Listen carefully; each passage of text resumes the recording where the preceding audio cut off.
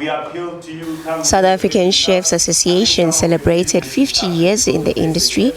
This milestone is dubbed as a new beginning for the organization that is changing the South African culinary landscape.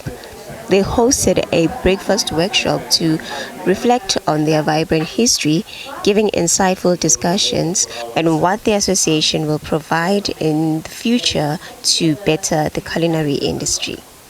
I think there have been a couple of milestones that we've achieved in the past. I think the first one was sending teams to the Olympics. We call it the culinary Olympics, where chefs compete, from each country against each other. I think we've been winning.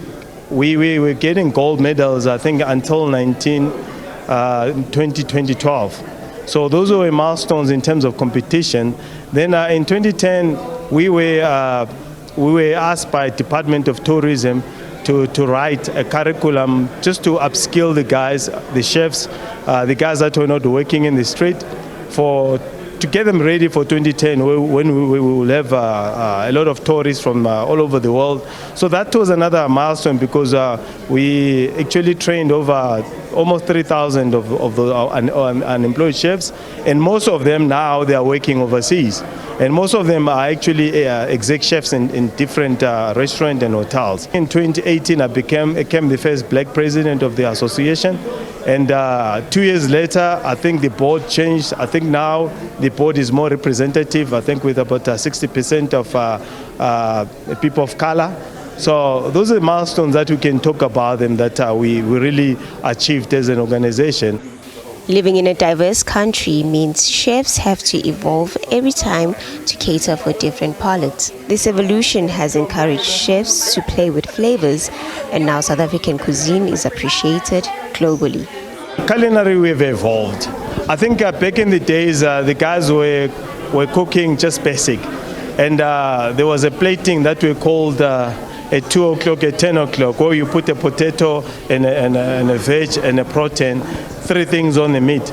But we evolved in so much that nowadays we have a couple of restaurants that are in the top 50 restaurants or top 100 restaurants of the world that are actually vetted by world-renowned critics and judges. So we got a lot of those restaurants, and we have chefs that actually are world-class winners. And again, because of our competitive nature that we compete internationally, we are being recognized in most of the countries as a food destination. A lot of chefs have been playing around with indigenous food, and some even get into farming so that they can introduce those nostalgic meals they used to enjoy as kids. With the extinction of food due to climate change, more chefs are now serving indigenous food in their restaurants.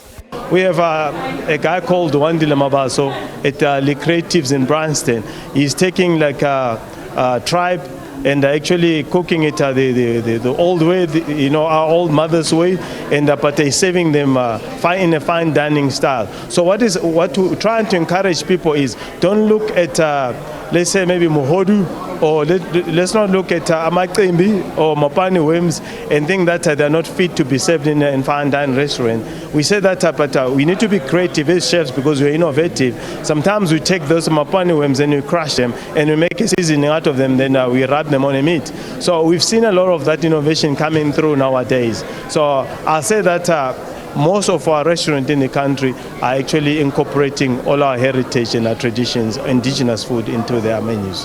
I mean, if you look at other countries that are doing very well in the culinary spectrum, they've actually tapped into their own indigenous foods. I mean, if you go to Greece, I mean, you see some of the old women who are cooking Greek food, who are cooking in the old methods of how these foods are being prepared.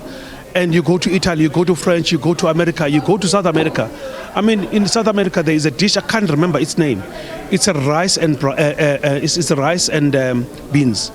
And that dish is a national dish of America, I mean of Brazil.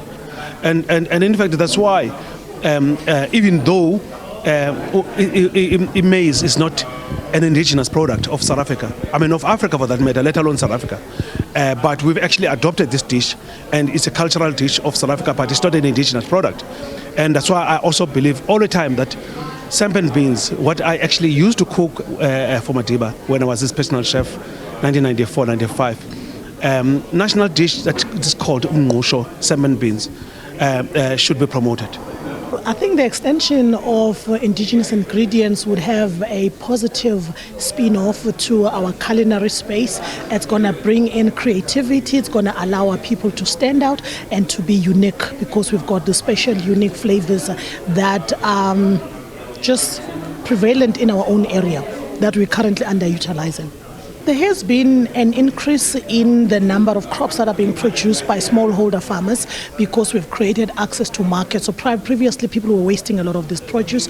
Now that we've found access to market, we've found people within the culinary industry that are interested in serving indigenous food, then there is obviously a market for the growers. We're also seeing an interest in competitions where people try to use unique flavors, unique ingredients, and it has really helped us. We are now aggregating and making sure that people can find all of this thing under one roof, the right quality, the right quantities, as well as being consistent. And like many other industries, the skills shortage is an issue. However, the organization has a plan to ensure that young chefs find their feet in their industry.